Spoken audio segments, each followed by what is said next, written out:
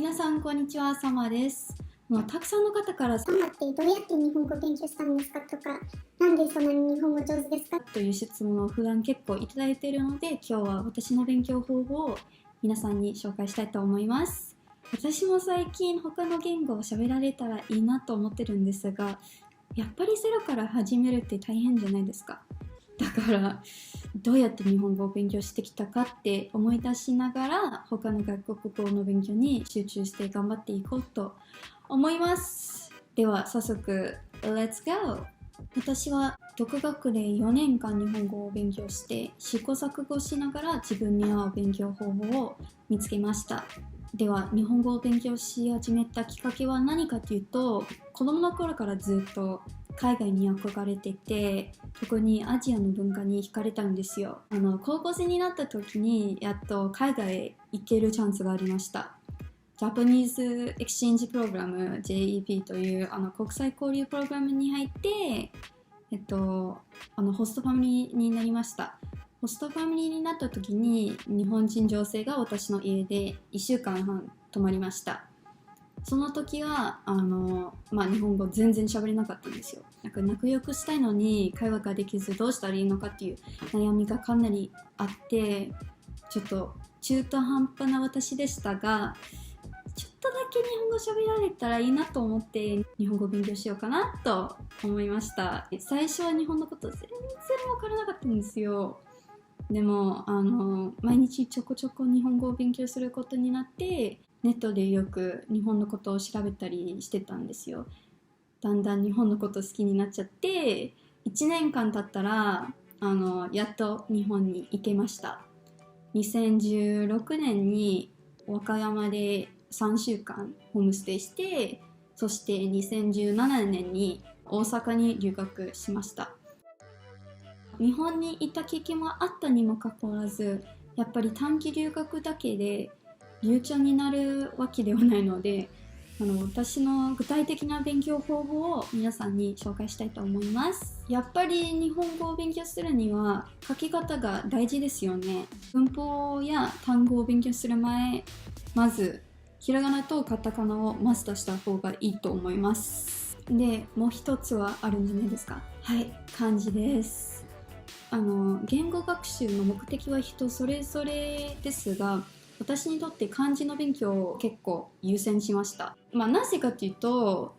日本人と話したいという気持ちよりも日本語で本を読みたいという希望があったので、漢字の勉強をめちゃくちゃ頑張ってたんですよ。1年間という比較的短い時間で漢字を全部読めるようになりました。常用漢字のセット2000ぐらいの漢字を読めるようになって、日本語の漫画とか本を読めるようになりました。やっぱり漢字って日本語の基礎なので、漢字を勉強して本当に役に立ったと思います。私がひらがなとカタカナを書けるようになってから毎日基礎的な日本語の文法を勉強することにしました。教科書を読んだりYouTube で日本語講座を見たりしていました。特にジャパニーズフィルムゼロというシリーズが好きでした。基礎的な文法をしっかり学んでから教科書をやめて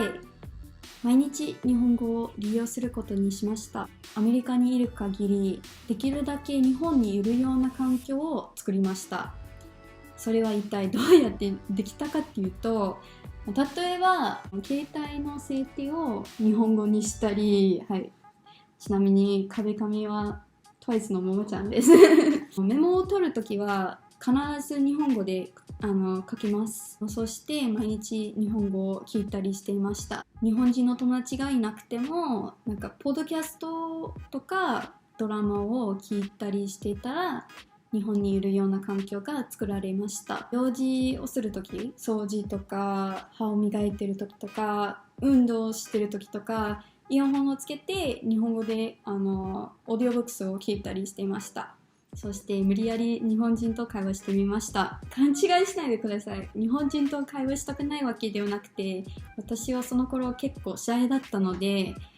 日本人に話しかけようとする勇気を出せるようになったのは結構大変だったので、頑張りました。日本人の友達を探してて、結局日本人女性がそんなにいなかったんで、その代わりに日本人彼氏ができました。そして読解の勉強ですね。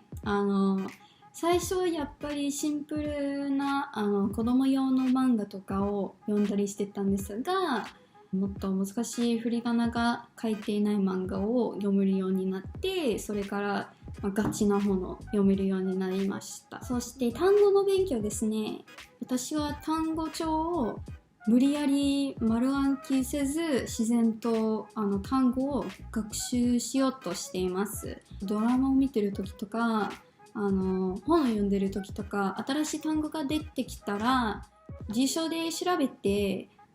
スクショして後で復習します。復習するときは相変わらずその単語を書き直します。ちなみに人間の学習スタイルって3つがあって、視覚、聴覚、運動感覚です。私は運動感覚のタイプなので、